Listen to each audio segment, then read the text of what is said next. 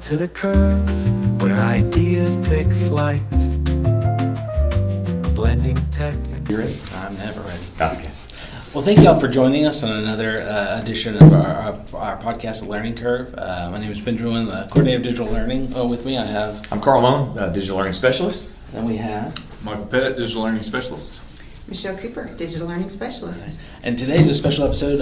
We've been graced with having our two librarians able to come in and talk a little bit about the things they do. You may have caught a previous podcast where we went into gamification. This one will be really interesting. Michael mentioned in the previous one the idea of how we're, to quote you, a golden age of resources. Is that right? That's right. For a teacher, there's just so many great things out there. The hard thing now is not that there are so many great resources, but being aware of them, being exposed to them on there. And so today we're going to kind of dive into one that really falls in the realm of what y'all do on that, and that's called TextQuest. So Michelle, could you kind of give us a little bit of information about what TextQuest is and all these things? Sure.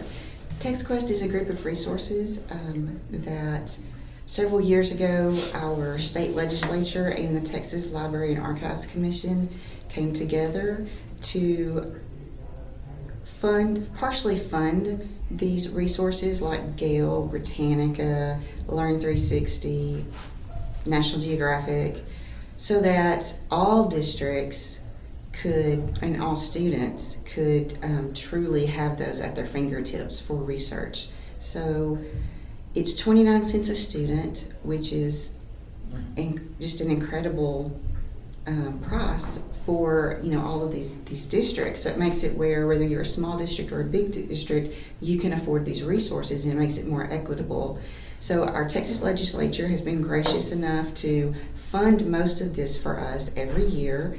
And so it stayed at 29 cents a year. Every year they renegotiate the resources. So they look at Gale and Britannica, and they create those contracts again. But we have been so fortunate to keep these for so long, and probably most of our school districts, especially here in Region 7, have access to TextQuest.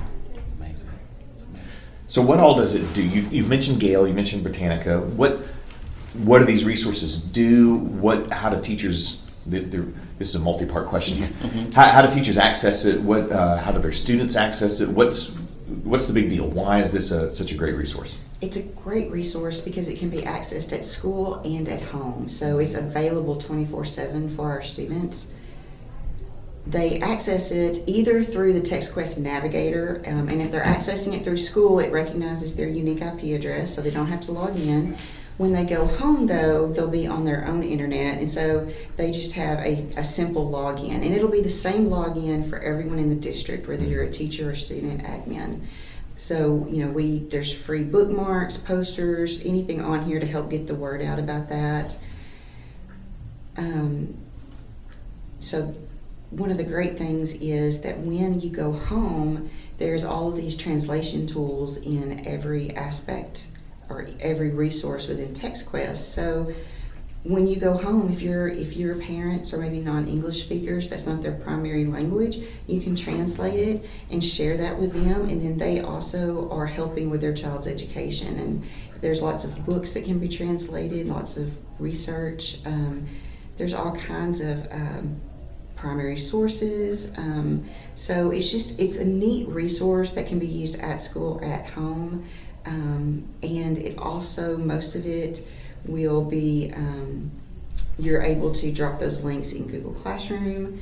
The teachers can do that. Students can save anything to their Google Drive. So it's just really easy. And then it also, of course, has single sign-on with Clever and Google, and just to make it really easy for everybody to access. Yeah. So with some of the things you mentioned, like Britannica and Gale, one thing that I was so amazed with whenever I got in there and played, it has actual entire textbooks on cars. You know, I mean, and I'm not using the technical term.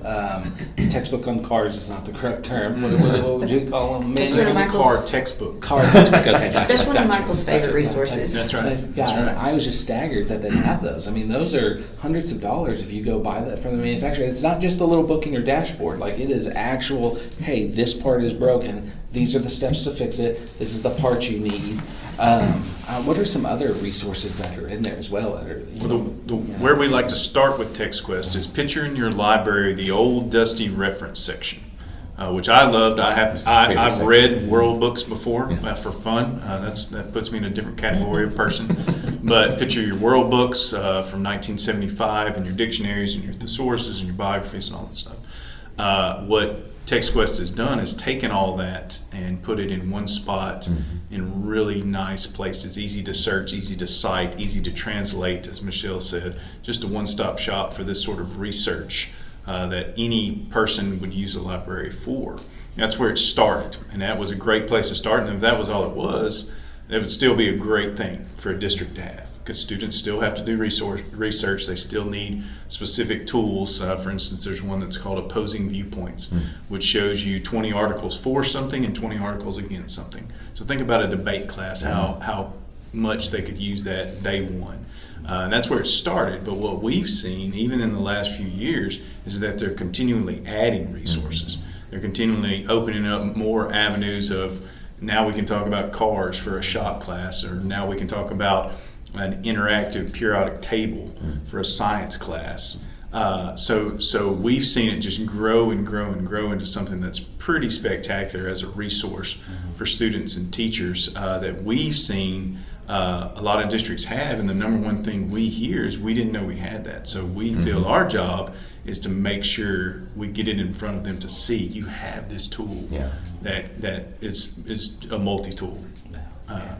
So All right, so we've got we have our computer here, and we've got TextQuest pulled up, and so you'll be able to see this on your screen. Can you walk us through, just start to finish, how are we logging in and showing us? And I know you probably already logged in, but showing us even some of these resources we've been talking about, whether it's for research or the car manuals or any of this stuff, and how rich of a tool this really is. The way TextQuest is designed for elementary, middle, and high school. And so we can just go into elementary first. When you go in the first time, it will ask you to sign in. I've probably already signed in, but it will ask for, it'll just be your district name, and it'll be the password for your district. So really simple.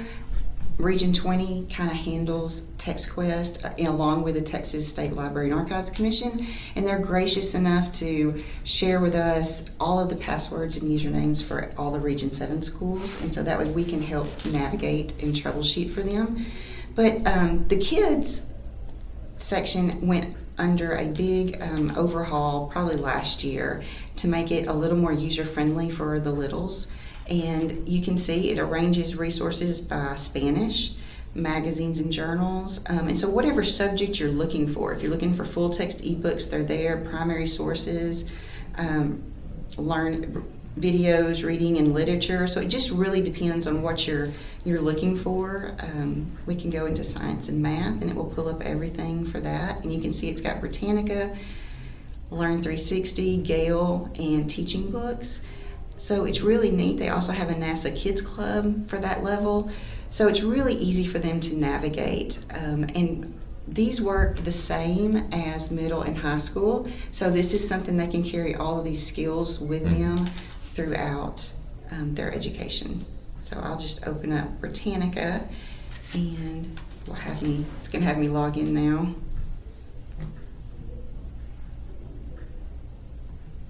what you'll see as you travel through elementary, middle, and high school is more and more resources become available. Mm-hmm. So they've drilled down to elementary and said, we think these 12 are really good for elementary students to learn and get used to, whereas when you make your way to high school, you'll have access to literally everything TextQuest has to offer. Okay. So moves. Yes. And so you can kind of see Let's Explore. They've got all kinds of subjects, animals, places, people, science, nature. They've got cool pictures and videos. Britannica Fundamentals is for your pre-K. And they've got books that will read to them. They have got math games and phonics games, and they have a create button. But up here is kind of where your older elementary will be. And so they always have the big search bar at the top. You can search for whatever you want, or you can kind of drill down into some of these. I noticed you went to animals. Yes, I went to. All right. Ooh, let's go T-Rex. So we'll get into T-Rex and try to show you an article. So here you can kind of see the article.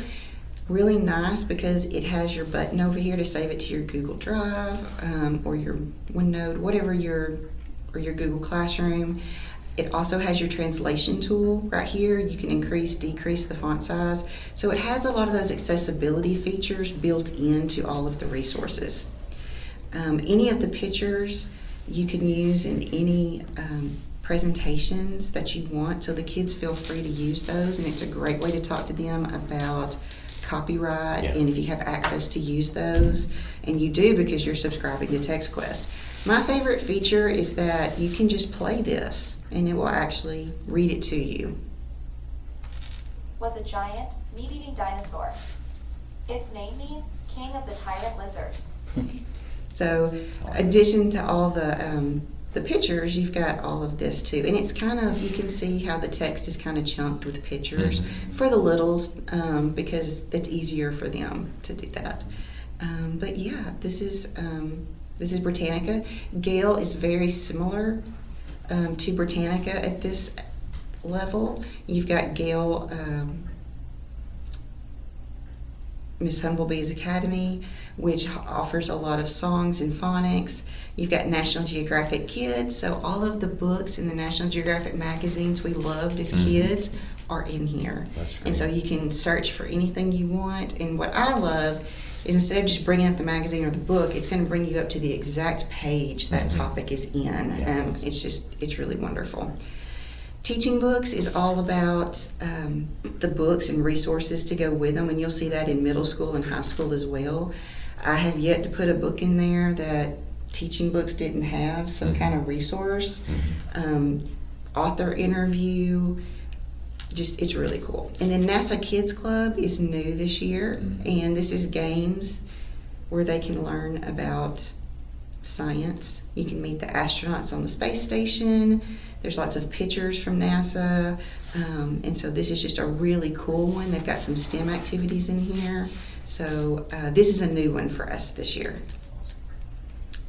So let's talk, and maybe I don't know if this works well in the elementary or you need to go to the middle or high. When we're looking at research, and so we've got a topic, we've got an idea, we've got anything that we need to research. Can you just kind of demonstrate what that looks like? So a student comes in and we've got a research paper that we've got to write on whatever. T-Rexes. There we go, The T-Rexes. lizard Okay. tyrant. Tyrant lizards. So- Tyrant Yeah, lizards, yeah. yeah. These are the middle school resources, and I'm going to actually just show y'all those for a second and go over to high school and show you the difference. That when you get to high school, it gets very subject specific. So you can kind of see that now you've got multiple Spanish encyclopedias, you've got Gale ebooks, Gale literature, Chilton Library, environmental studies, health and wellness. The Chilton one is the car one that you referenced earlier, so they're there. So so let's just go into the power search, or let's go into high school.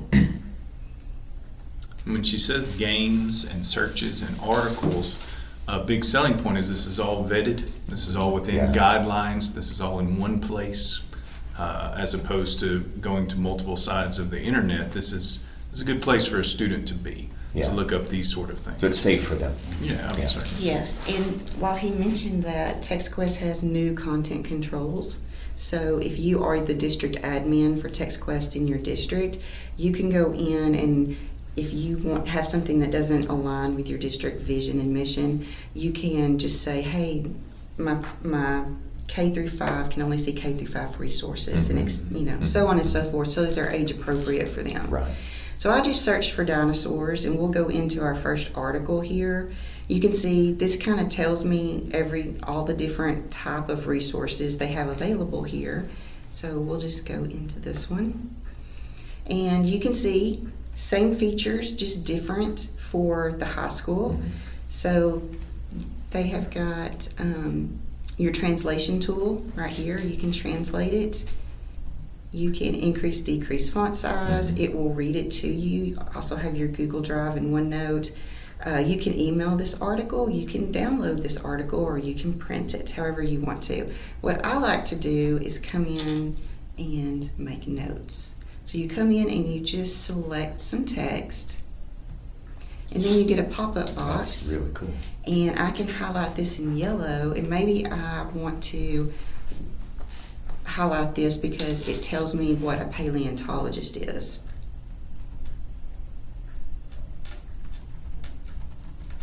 And so I can just put paleontologist there as a note to myself, or I can make it longer, and then I just save it. So I can make as many notes in those different colors that I want, depending on how I'm organizing. If it's a research paper I'm writing, I might do, hey, this would be great for the introduction, or etc.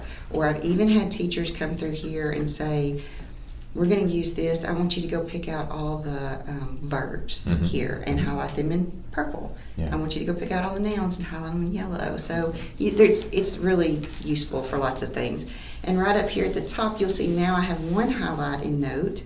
So it gives me a little drop down of what that is, and then I can view it. So if I had 20 highlights and notes, they would all be here. And it's going to go ahead and cite it in MLA format, but I could change it if I was a dual credit student. And So they don't have to do APA. any work in the citation. That's right. Yeah. No, and I do that remind Purdue them. Owl. I know. I use the Purdue Owl all the time. Yeah, but not anymore. No, I don't need to. now. And I do remind them, just because I feel like it's my duty to tell them the old school way that we did it on note cards. Oh, yes. And we, every little red X was 10 points, and I do make them feel my pain. But So with this, let me ask you a question here. Because it, I'll cut that out for a second. All right, so because I'm just using a district login, right? This saves my notes just for me. Like BJ can't go in and see all of my notes, or he can, or what? it doesn't save it until Okay. you send it to your Google Drive. Okay, that's So good to know. Yeah. from here, I can go over. I can go over here to send to. Okay. And it's going to give me some options. I can email it to myself or Okay. to my teacher, or I can save it to my Google Drive. I love saving everything to my Google Drive Right. because what's so cool about it is once I go into my drive, I now have this orange folder called Gale in Context. And it's already organized for me. And That's I know amazing. that my articles and my notes are there. So it gives you your note, it gives you what you highlighted, your note, your citation, and it also gives you a direct link back to the article. That's really So cool. all that's in their That drive is for them. so I feel cool. like a fun activity with that, you could leverage that to make basically a scavenger hunt for your kids using this. So they go in, you tell them, hey, I need specific data on the T-Rex and what a paleontologist is and all these various things. Find me an image, find me a video, and they could be in Britannica, they could be in Gale, they could be in what's one of the other ones? National Geographic. National Geographic, and it's going to list them there. They're disparate resources, but they've all been. That's awesome. I love Curated, that's that. good. Yeah. Yes. Yeah. And so that's much easier to turn into your teacher and say, here are my notes, here's my citation, here's a link back to the article. So I think it's just revolutionized the way we do research. That's brilliant. You know, and I think too, we often, we get really excited about AI. I mean, it's something that we talk about all the time. It always finds its way into the podcast, usually because I bring it up. But I do feel like this is something like you had mentioned. This is a playground for students in a safe, confined area of research that will citate correctly, because that's the big concern about students being involved in using AI is, well, where is it citing that? Where's the references? This right here could be a phenomenal jumping off point for that and ensuring integrity of the data with that. So I feel like in the advent of AI, that has made TextQuest even more important than it was before on there. So I think that's just amazing what it can do. That's really good. Did you have any you wanted to share, Michael? I can go back to the main page. A few points. So, for instance, something as simple as we want students to feel comfortable taking a test online. That's still fairly new. So we want them to get used to mouse manipulation or highlighting something online because they can on the test. And one of the things we were taught is they need to be doing this from day one. They need to be highlighting text on day one. Well, what can you do with every one of these articles? You can change your color, you can have fun with it. Well, by the time the test comes around, not only are you familiar with highlighting text, but it's no longer a game to you. It's just something you do. Right. Something as simple as that, this tool can teach the younger students. So we've coded that into our Yeah, students. that's exactly right. To go back to the previous conversation. But we like to show all the things if we have the time. But if I had to pick one, if you scroll to the bottom, you'll see this Gale Interactive Science. Now, this is Gale Science, which is your articles and your videos and your experiments. But what they've been working on here lately is the interactive 3D models. So if you click Gale Science, you'll see that they really are building this up to get it to interact with the students. So the two I like to highlight, and I won't click them, but I encourage anyone to click them and get around them. But I taught science for a time, and I certainly made them draw a plant and animal cell and label the parts. Well, now in Gale Interactive Science, you have a 3D model of a plant or animal cell where you can pull out the different parts. You can create a test on it to have them label it. You can send it to them, as Michelle showed. So you could say, you could pull out a part. This is a ribosome. You have to label this, or pull out the nuclei, or that sort of thing. So again, just that next level of resource. No longer is it on flat paper. Now you can turn it and see. So that's one thing. And then there's another one. Plenty more in Gale Interactive Science.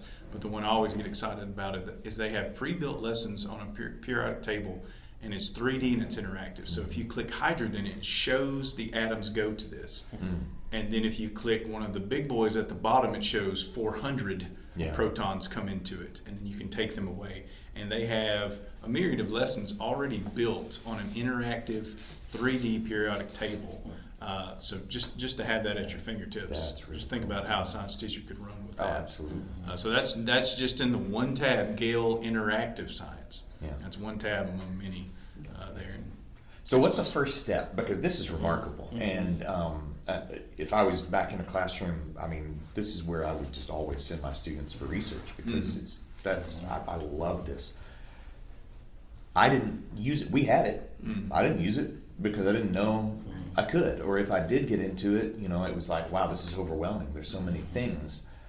So what's a cheat sheet, the first step? What's a way that we get teachers into this to say, hey, you've got this resource. It's phenomenal. This is the best place to send our kids. What do you think? My first thing would be to, as you said, get it in front of them, just to show them that they have it, and then to ask them to drill down and think specifically. So if you're a science teacher, for right now, certainly you can do it later, but I don't see the need for you to click the automotive manual. Right. I want you to click Gale Interactive Science and ask yourself, pinpoint a way you can use this. Or if you're the reading teacher, and you want to introduce them to an author, well, there is one tab where you can click and find an interview with that author based on that book. So let's click together, let's learn together, but let's pinpoint things and start there and mushroom out later. Yeah. So I love the idea. I know Michelle's mentioned it a few times. BJ, you mentioned, but it's a scavenger hunt. Where would you go to find an article about monkeys? Yeah. All right, start there. Where would you go to find an article about the different viewpoints on school uniforms? And just have that in mind as you start clicking. But there's also resources upon resources. For instance, we have one that we can send anyone that listens to your podcast that has TextQuest, that has the picture of the tab you click and everything that offers right next to it. And you can have that sitting right in front of you. So if you need a biography, I go here, I click this, all the biographies in the world. It's amazing. Are there any top-level search functions in there? So like if I'm at the splash page of TextQuest for high school and I have all those little places to click on, could I have a universal search where I search dinosaur and it shows me resources, or do I need to go in each tab to search?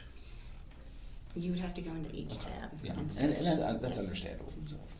Yes. But even that, you could build off that, because you could search dinosaur in science, then you could search dinosaur in biography to see if there's some strange article where someone wrote a biography on a stegosaurus. I'm sure someone has. And then you could go to opposing viewpoints and type dinosaur and see that there are opposing viewpoints on dinosaurs. Yeah. So I would encourage you to give me that topic and let's take it around the horn. That's fine. Okay. And I just want to add, I think the scavenger hunt idea is a wonderful idea, and also for your students as well, to introduce them to TextQuest. And I like to go in and, hey, can I have 5 minutes of your time with a teacher and just show them the ones that are pertinent to them. And then when you show them, they're usually super excited about it, and that's a great buy-in where they see, hey, this is going to save me so much time, and then they share it with their students. Yeah. And a big compliment I know we like to give TextQuest, and when we show it to people, is in the fact that they keep moving, they keep building, they keep adding to. They really listen to feedback. They listen to educators. So for instance, 2 years ago, the elementary site did not look bright and colorful and inviting, but they heard people say, this needs to be different. And so this year they rolled it out, and it's like, wow, this really pops for an elementary student. Yeah. So they are listening, and they're modifying and adjusting. And it's I'm very impressed, because I think the overall goal goes back to what Michelle said. They really wanted Texas teachers to have this resource, and they want it to be the best resource possible for Texas educators. So you've got to be excited about that. Yeah. And an additional note I just want to make is that Region 20, every ESC across Texas provides training on TextQuest. And so we have some that will be coming up in June, but they're all free. So I could take a TextQuest webinar from Region 11 or a workshop for anywhere in the state, because it's all free for everybody. And I think that's wonderful. Yeah, that's good. You'll even see on the page, on the thing that keeps scrolling, you'll see certain resources, but it'll say workshop calendar. So you could find that workshop and say, well, I am free December 5th. I'll just take a look at this one. Yeah. And they have wonderful newsletters and a wonderful blog. So the newsletters will definitely have all the upcoming trainings, but the blogs are really cool because they have these Mighty Minutes. So for example, for Veterans Day, they put out a Mighty Minute and had everything, all the resources and things you could use for Veterans Day. So they really do provide great professional development. Man, that's amazing. Well, do y'all have any final words before we wrap up about TextQuest? I just want everyone to know about it, and Yeah. I want every teacher, young and old, to know that they could have access to this amazing tool. And we tell people it's in your back pocket. If you can't use it on Tuesday, we understand that. But what if something comes up, or what if you have a colleague who says, I'm stuck on this? Do they know that they have this resource available? And if any of your listeners are curious if they have this resource available, get a hold of us and we can tell them, or tell them how to get it, for sure. Well, it's a great resource, and I appreciate y'all so much taking the time to share it with us. This really seems like the go-to resource for a lot of what we do in schools, and I'm so grateful that we have y'all here at the Service Center helping Region 7 schools with this, as well as our teachers out there from other regions as well, like you said, that training everywhere on that. Well, we appreciate you so much coming in and taking some time to learn. Hopefully this is a resource that you'll be able to use or utilize now that you've kind of seen the ins and outs of it. Please, as Michael and Michelle have said multiple times, please reach out to us in any way that we can help you here at ESC or through TextQuest. All right, thank you so much.